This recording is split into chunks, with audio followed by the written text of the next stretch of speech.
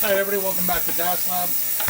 We're going to be putting together the carb, reclined carb from a 750 Nighthawk S 1984, or Nighthawk S, could be a 700. It just came out of the ultrasonic cleaner, or it did. There's another one in there now, you can hear it squealing away. All I'm going to do is go ahead and blow out all the orifices, and get all the cleaner fluid out of them, make sure everything's free. And I'm using a blow gun that's got a rubber tip on here, so when I push on different things, it doesn't damage or mar up any of the surfaces, right? And it kind of makes a good seal. So I'm just going to go ahead and clean all that up. All right, we got these cleaned up, sprayed out, and now we're going to put it back together. Let's start off on the bottom, I guess. And one of the things I didn't do, there's this part of the jet screws out of this body here. I didn't bother doing that. There's no side holes, so it's just clean all the way through. Everything's clean. One of the things to watch on these carbs is this this middle jet here, inside of here that rests down in there. This popped out on one of them, so you got to make sure there's a large hole and a small hole, and you want to make sure that the large hole goes down first, and when it's in properly, it'll be sticking out like that. You can see it sticking up through the bottom like that. Okay, so that's going in there. That is not the right screwdriver. There's wrench.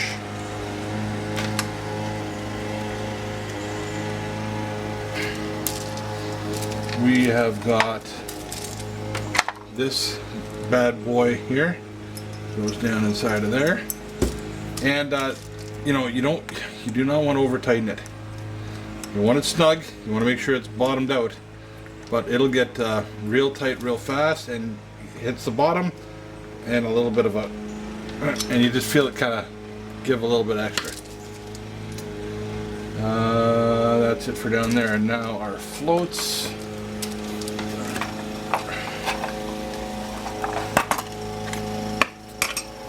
Float pin and needle.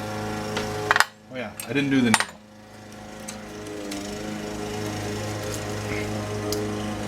That slides on to there, and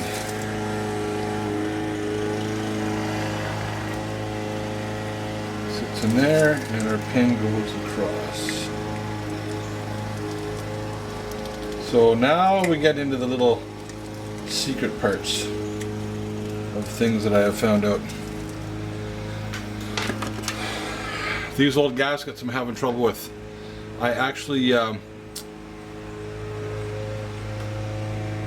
put a little bit of glue on it right there because it was starting to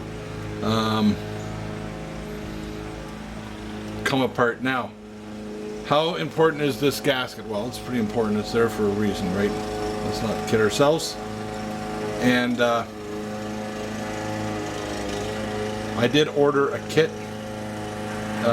Mainly it was $20, $30 Canadian, mainly so I could get new these gaskets. Now I could use something like a little bit of a gasket maker if I had to, if I didn't think that was going to seal, something like the Right Stuff or something like that.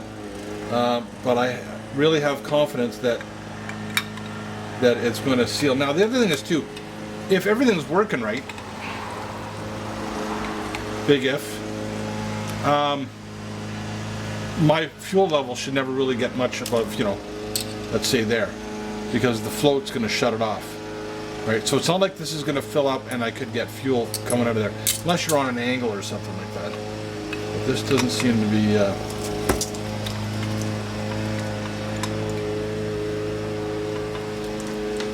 I think everything's right. And if I do recall, these were the long screws. The long screws in there.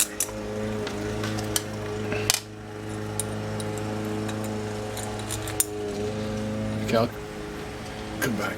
Okay, got that put back together. Next is the bowl drain screw, and I'm putting a new O-ring on, and it looks like it would go right here. There's actually another lip that it should go over. When I was taking them off, the eroded one, the old crusty one, was way over here. So you can get this on.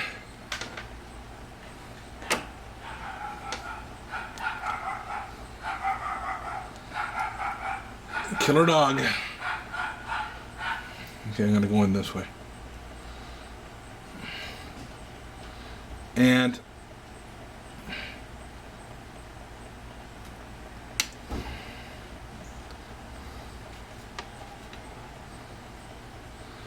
so that's where the O-ring goes. Now, I'm not sure that this is actually the right O-ring. Okay, it may jump into the next recess there, but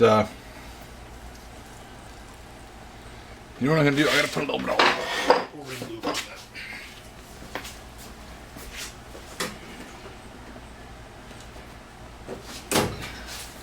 just to give it a chance to slide properly and seat properly. And with this little pink O-ring lube stuff, believe me, a little goes a long way. You don't want to put a lot on. Okay, so a little bit of O-ring lubricant. And this makes it handy, you know, at the end of the year, if you treat your fuel and you're trying to use fuel that doesn't have ethanol in it and all that stuff, and you're putting the bike away, drain your carbs, and you know, shut your fuel off, drain your carbs, and you'll save yourself having to go through this whole big process of taking them out again. One wouldn't be so bad, but when you got to do 4 and you got to take all that stuff apart, it can be a pain. Okay, so I'm gonna do a little experiment now. So I seated that. Okay, let's see where the O-ring landed. Did it migrate up that to the next notch? I think it may have.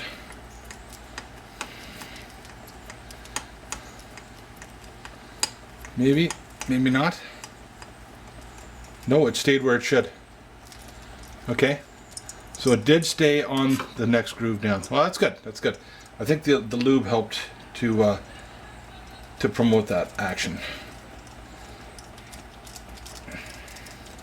That's a Dow Corning O-ring lube. I don't know of anything else. That's the that came from Lakeshore Hardware. That one did. Okay, next we can do the, I guess we'll do the top here. Now, this one is a little tricky. So, again, I didn't clean this needle. I mean, it's clean. You inspect this diaphragm for any,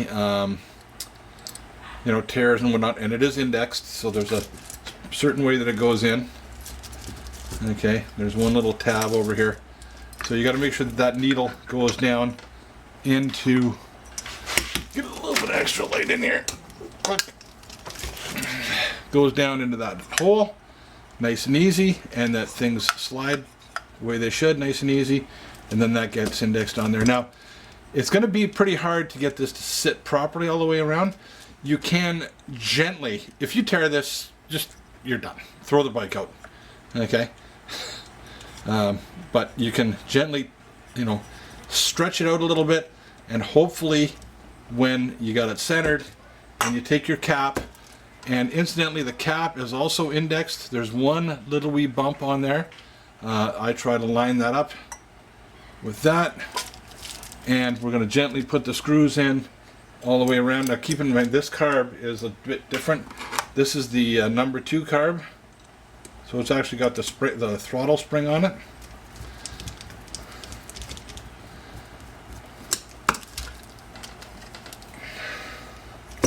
So there's a little bit more hardware that has to go on here. So we got this indexed with at least 2 screws.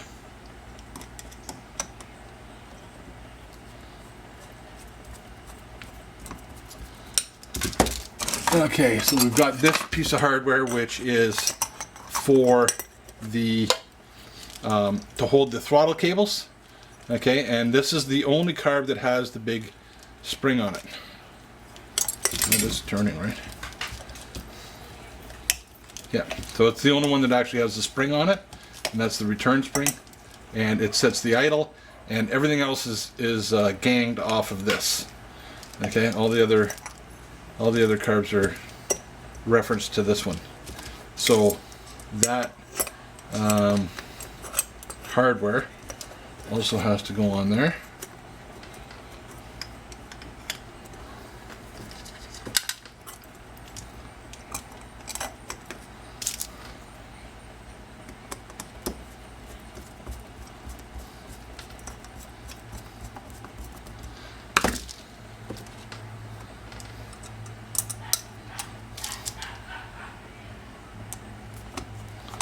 Killer dog.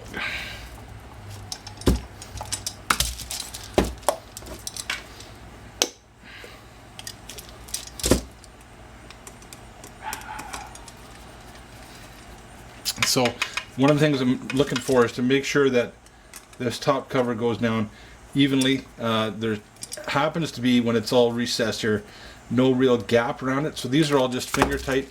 If there was a big bulging gap, I know that that rubber diaphragm may be pinched, and I'd have to get out and do something to make sure that it's not. And you want these all placed firmly in place.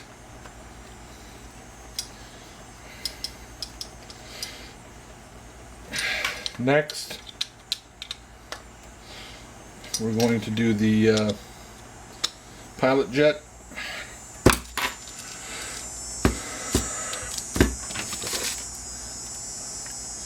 Very delicate. All cleaned. First goes the spring, then the metal washer,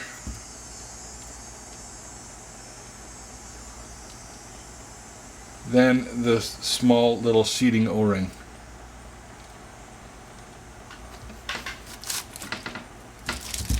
Oh, it's on my finger.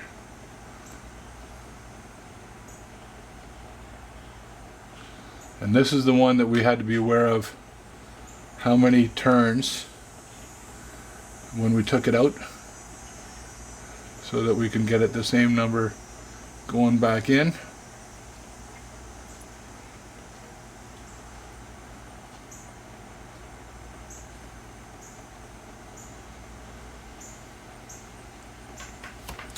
I'm trying to get that slid over that. There we go. Okay, goes in the bottom here, and for the love of God, do not over tighten this. Okay, just seated, because you will crush that O-ring to death. That last little one we put on.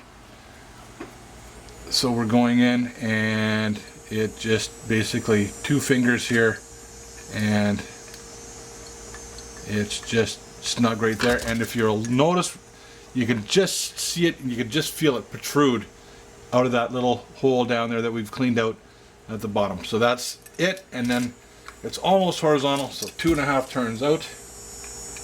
That's very consistent with the other one. So 1, 2, 3, 4, 5 halves. Okay, and that's where we leave that.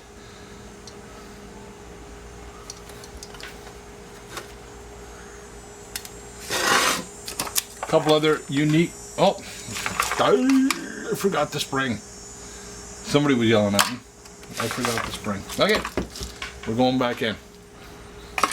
Okay, spring goes in here, and then it's retained in that little cap.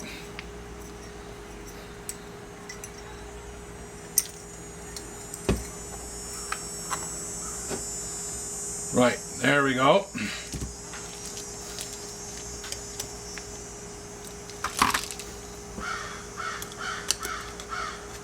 Okay, I'll do that. Okay, the next thing that has to go into this particular carburetor for this Honda 1984 CB Nighthawk S 700 or 750 is the choke mechanism.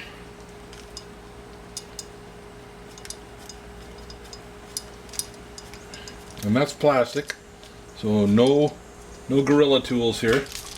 I'm going to go nice and easy, just snug it up.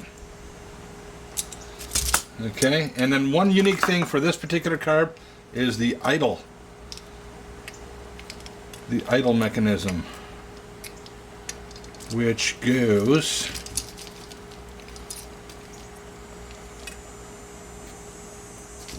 over here.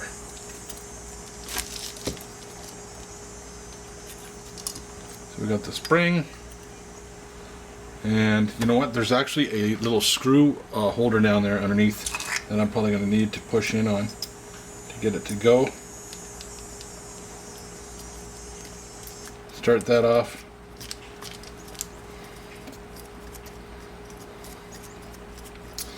And where it's set, well, that's to be determined, right? That's to be determined. Okay, and that'll push up and that'll open up your butterfly. A little sticky. Okay. So that's the reassembly of a 1984 Nighthawk S carburetor. That's the most complicated one because of the extra bracket and the return spring and the idle adjustment. Have fun, be safe, don't get anything on you. We'll see you next time. Lots more to come on this build.